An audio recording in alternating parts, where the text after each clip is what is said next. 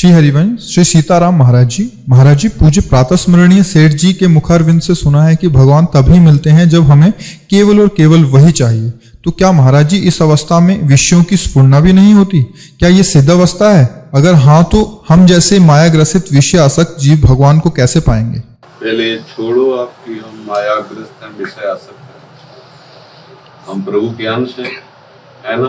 बाद में गलती हुई और गलती को गलती मानते रहो, नाम जप करते रहो, उनकी कृपा से विवेक होगा, गलती सुधर जाएगी। हमारे लिए प्रभु प्राप्ति कोई दुर्लभ वस्तु थोड़ी है। शरीर को लेकर ये कभी स्थिति आ ही नहीं सकती।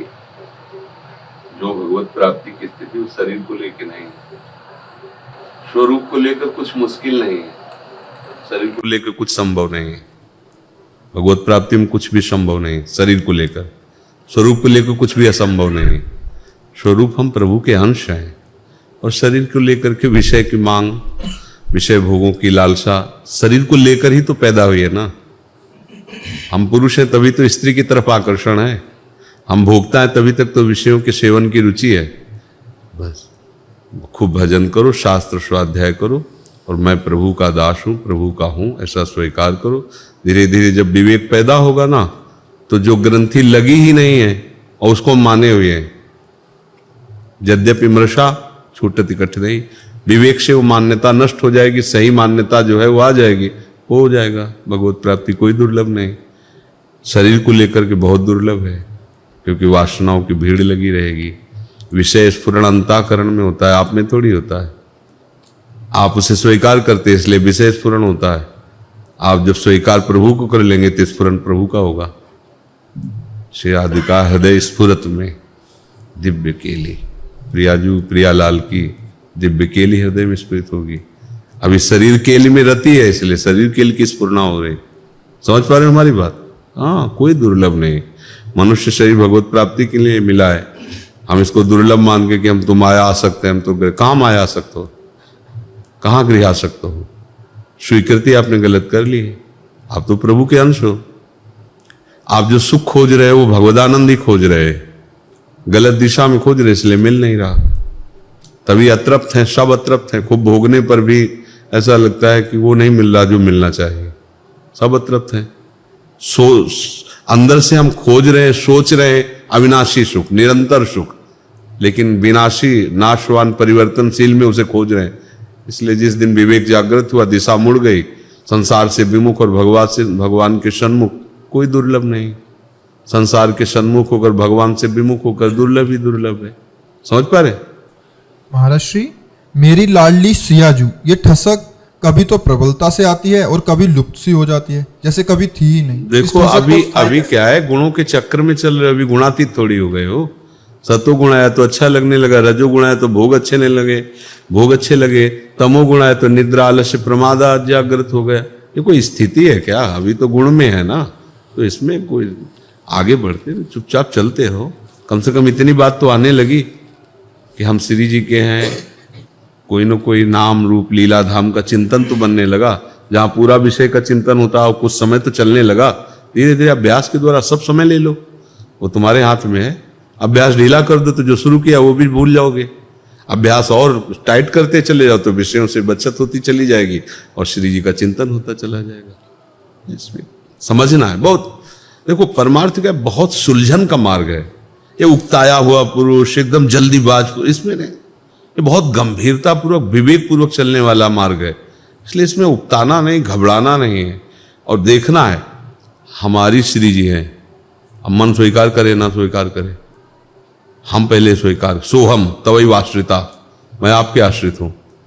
तो जब हम आश्रित हो गए तो हमारे करण भी आश्रित हो जाएंगे, आज नहीं तो कल, क्योंकि उनको हमने विषय सेवन के लिए छूट दी है ना, तो उनका अभ्यास गलत हो गया है। वो आज हमारी बात नहीं मानेंगे, लेकिन जब वो बात हम मनाना चाहेंगे वही उनको करना पड़ेगा, क्योंकि वो हमारे अधीन है। और ये बात हम भूल करके हम उनके अधीन होते चले गए, यही हमारी दुर्गति का कारण हुआ। गुरु प्रसाद से, भगवत कृपा से ये समझ में आया कि ये तो मेरे ही बल से बलवान है, मेरी अनुमति के बिना, आज्ञा के बिना ये कुछ कर ही नहीं सकते। बस अपने विवेक के बल से इन पर शासन करते हुए जब आगे बढ़ोगे तो गुणातीत हो जाओगे। स्वरूप पर किसी गुण का प्रभाव नहीं पड़ता, अंतःकरण पर ही तीनों गुणों का प्रभाव पड़ता है। जहां आपको अपने स्वरूप की तरफ गति हुई तो अंतःकरण त्रिगुण माया से जो रचित है, उसमें आत्मस्वरूप का प्रतिबिंब पड़ रहा है, भगवत स्वरूप का प्रतिबिंब पड़ रहा है, उसी से वो चैतन्य है। जहाँ अनुभव हुआ गुणातीत हुए, तो अपने आप हर समय जो दासी स्वरूप है, जो सखी स्वरूप है, या जो भी स्वरूप भावना की जाती है, जागृत हो जाता है। खूब लगे रहो, नाम जप प्रधान रखो, समझ रहे ना जी। सचिन जी चंडीगढ़ से। श्री हरिवंश महाराज श्री, आपके चरणों में प्रणाम। महाराज जी, हमें अपनी कुंज में विराजी प्रियाजू का आभास कैसे हो कि श्री लाडली जू विराज रही हैं? सेवा भाव कैसे बढ़ाएं? मान लो, पहले मान लो को तो जान जाओगे। जान के मानने के लिए तो बहुत जन्म लगेंगे। मान लो, जैसे मान लिया कि हमारी श्री जी हैं, मान लो हमारी श्री। धीरे धीरे धीरे मानने से तो फंसे। माँ ने बताया पिता है, मान लिया, कभी संशय नहीं किया। हमें माँ ने बताया तुम्हारे ताऊ हैं, ये अमुक है, अमुक है, जान। गुरु ने बताया श्री जी हैं, मान लिया।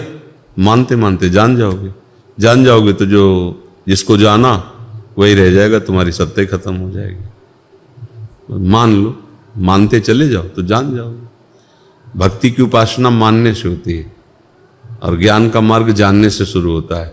जान क्यों मानता है? जो ज्ञानी जान के मानता, हम पहले ही मान रहे हैं। हमारी भक्ति में श्रेष्ठता है कि ज्ञानी जान करके मानता है, और जिसे वो मानता है बहुत परिश्रम श्रम के बाद, उसे हम गुरुदेव के वचनों, भगवत प्रेमी महात्माओं के वचनों के अनुसार अभी मान लेते हैं। सब में मेरे प्रभु हैं, तो यहाँ भी मेरे प्रभु हैं, मानकर उपासना शुरू करते हैं। अब उसे बोध हो जाएगा। जैसे जैसे वासनाएं नष्ट होंगी, हृदय निर्मल होगा, गुरु कृपा का बोध होगा, तो उससे सब जगह अपने प्रभु के दर्शन होने लगेंगे। मान लो प्रभु हैं, कहीं भी मान लो वो हैं। काउ सो कहाँ, जहाँ प्रभु नाए। फिर गुरुदेव ने, संत महात्माओं ने जो नाम दिया, मंत्र दिया, छवि दी, भगवान ये प्रभु हैं, ऐसा मान लो, और मानकर आराधना करने लगो। वैसे अनुभव में आने लगेंगे। भगवान का स्वभाव है, जैसे आप उनको भजो वैसे वे तुम्हें अनुभव में कराएंगे। अभी आप विषय रूप में भज रहे तो विषय रूप में आ रहे हैं, आप भगवत स्वरूप से भजोगे तो भगवत स्वरूप में आ जाएंगे। बड़े कृपालु हैं। हाँ, राधा राधा राधा। ममता जी वृंदावन से। जय जय श्री हित हरिवंश महाराज श्री, आपके चरणों में कोटि कोटि प्रणाम। महाराज श्री, आपकी अहेतु कृपा से धामवास कर रही हूँ। महाराज श्री, आपकी आज्ञा का पालन करने की पूर्ण कोशिश भी करती हूँ, परंतु ये मन बुद्धि बार बार विचलित करते रहते हैं। गुरुदेव भगवान, आप इन मन बुद्धि को अपने श्री चरणों में रख लीजिए, ताकि ये जन्म आपकी कृपा से व्यर्थ ना जाए और इसी जन्म में श्यामा श्याम की पा सके। कम से कम इतना तो जानकारी होने लगे कि मन बुद्धि हैं, मन बुद्धि जाते हैं, मन बुद्धि कुछ लगते हैं, कुछ नहीं लगते, मतलब उन पर नजर हो गई। तो जिस नाम के भजन के प्रताप से उन पर नजर हुई, उसी नाम से आप उसे ठीक कर सकते हैं।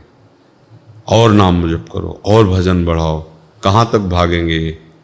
जैसे जल जहाज का पक्षी उड़ेगा तो कहाँ जाएगा? चाहे जितना उड़ान भरे, समुद्र आना उसी पर पड़ेगा उसे। ऐसे ही मन बुद्धि जाएंगे कहाँ? आना तो प्रभु के चरणों में पड़ेगा। राधा राधा राधा राधा राधा, सब ठीक हो जाएगा। घबराने की जरूरत नहीं है।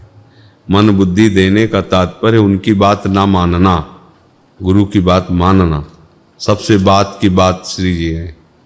कहा कहो एक जीव सखीरी बात की बात, राधा राधा राधा राधा राधा राधा राधा, सब ठीक हो जाएगा, सब बढ़िया हो जाएगा। देख लेना, परिणाम मंगल होगा। अब नाम जब जितना हम करेंगे उतने हमारे अनुभव में आएगा। वैसे आप कह जरूर दो कि मन बुद्धि दे दिया, तो मन बुद्धि कोई वस्तु तो है नहीं कि अब घड़ी है दे दिया, अब गुरु जी अपना समय देखेंगे, ऐसा तो नहीं। वो तो है तो आपके अंदर ही। देने का तात्पर्य होता है अब आपकी आज्ञा के अनुसार चलेंगे। मन बुद्धि कोई देने वाली वस्तु है क्या? भाई कोई वस्तु तो नहीं, ये हम दे आए गुरु को मन बुद्धि। मन बुद्धि का देने का सावई मना कृष्ण पदारविंदयो, मन श्री कृष्ण में लग, मतलब हर वृत्ति श्री कृष्ण में। गुरु आज्ञा में हमारा मन बुद्धि लग गया, मतलब गुरु को हमने मन बुद्धि दे दिया। अब मन बुद्धि कोई वस्तु तो है नहीं कि बाहर से दे दी जाए। हम तो वही गए थे गुरु जी को मन बुद्धि दे आए। तो अगर इस भाव को ऐसे लो कि अब मन बुद्धि तो गुरु आज्ञा में ही चलेगी, क्योंकि अब गुरु दक्षिणा में हमने दे दिया मन बुद्धि, अब मेरा मन मेरी बुद्धि वही कार्य करेगी जो गुरुदेव कहेंगे। इसके अलावा इसमें कोई स्फुरण और मानेंगे ही नहीं इसकी बात। ये भी ऐसे चलो, ऐसे आज्ञा पालन करो, तो गुरु स्वरूप हो जाओगे। जो गुरु का स्वरूप हो वही तुम्हारा स्वरूप है, ये आपको अनुभव में आ जाएगा। पर चलो, और बहुत समय, दीर्घ काल निरंतर सत्कार सेवितो दृढ़ भूमि, दीर्घ काल तक निरंतर आदर पूर्वक नाम मंत्र जपा जाए तो दृढ़ भूमि, हृदय में निष्ठा जागृत हो जाएगी। नवरंगी सखी श्री हरिवंश महाराज जी अब वृंदावन के बिना रहा नहीं जाता, कृपा करके धामवास करा दो। मुझे लगता है कि वृंदावन की प्रीति करके और वृंदावन के ऊपर छोड़ दे। वो सर्व सामर्थ्यशाली है, धाम नाम रूप लीला, अंदर की बात वो बहुत जानते हैं। प्रभु सबके हृदय की बात जानते हैं। वृंदावन की प्रीति करना हमारा कर्तव्य है और आगे की बात उनका है, क्योंकि हमारा बस तो है नहीं। अब आकाश पकड़ना चाहे तो हम हाथ अपना इतना ही तो उठा सकते हैं ना। अब आकाश आके हमारे हाथ में बैठ जाए, उसकी कृपा हमारी पहुंच नहीं कि हम आकाश तक पहुंच जाए। ऐसे ही वृंदावन दिव्य चिदानंद भगवान का धाम है, हमारी कहाँ सामर्थ्य है। तो हम क्या करें, हम आश्रय लेते हैं, प्रेम करते हैं वृंदावन से। अब हम प्रार्थना कर सकते हैं, पास तो उनकी तरफ से होगा, वो जब पास कर देंगे सब बन जाए। जब तक पास न करें तो फिर हमें क्या करना चाहिए, उनका भजन, उनका चिंतन, उनका आश्रय, वो बराबर है। धामवास और वो बराबर है। जब वो चाहे बस करवा ले, नहीं तो जहाँ रखे ता रहो मान सुखरासी है। आप जहाँ रखो मैं आपके हूँ, अब आपका ही चिंतन करूंगा, आपके ही आश्रित रहूंगा। जहाँ रखो जैसे रखो आप जानो, हमें ज्यादा उसमें नहीं पड़ना, हमें चिंतन पर जोर देना। वृंदावन में भी रहकर भजन ना हुआ, चिंतन ना हुआ तो काम समझ में नहीं आएगा आपको, यहाँ का खेल समझ में नहीं आएगा। वही दिखाई देगा नश्वर संसार के सब खेल, लगेगा यार धाम है पर यहाँ भी सब हो रहा है। ये कोने पे ठेका है सर आपका। जब हम आते हैं ना तो लिखा है देसी शराब अंग्रेजी शराब, ये कोने में। वृंदावन के प्रवेश द्वार पर ही देखो माया का खेल देखो।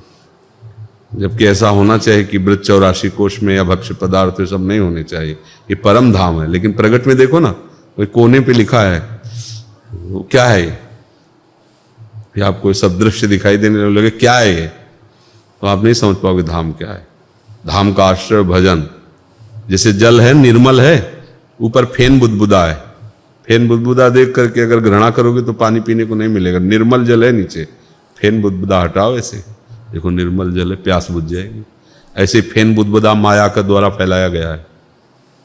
अगर आपके अंदर भजन नहीं तो आप धाम को नहीं जान पाओगे। ऊपर फेन बुदबुदा जैसे नहीं होता पानी के, काई फेन आदि, हमें लगता है पानी ठीक नहीं, पानी बिल्कुल निर्मल और स्वादिष्ट है। ऊपर वो ढका हुआ है, आप ऐसे हटाओ। भजन के द्वारा मायाकृति गुणों का प्रभाव हटाई, फिर चिदानंद अब भी इसी क्षण प्रिया प्रीतम लीला कर रहे हैं। प्रिया प्रीतम का घर है, प्रिया प्रीतम वास कर रहे हैं। पर बाहरी दृष्टि होने पर आप देख लो, घूम के देख लो, आप बाहरी दृष्टि से कुछ समझ में नहीं आएगा। तो अंतर्दृष्टि चिंतन से खुलती है। जितना वाणी गायन करोगी, नाम जप करोगी, धाम का अंदर से आश्रय लोगी, अंतर्दृष्टि खुल जाए ना, तो बहुत हजारों किलोमीटर दूर से आप वृंदावन को देख सकते हैं। ऐसे सामने कोई भी दीवार, कोई भी शहर, कोई भी वृक्ष, कोई भी आपका पर्दा नहीं बनेगा, सीधे ऐसे देख सकते हैं। अंतर्दृष्टि खुलने पर बहुत दूर से बैठे बैठे वृंदावन को देख सकते हैं। सामने कुछ और नहीं आएगा, केवल वृंदावन दिखाई देगा। यह है भजन, यह उपासना और भजन। मांग करनी चाहिए, अंदर से मांग करो, वो चुप रहो, वो सब कुछ जानते हैं। वो जिस समय चाहेंगे वैसा विधान बना देंगे। हमारा काम है मांगना, हम मांगते रहेंगे।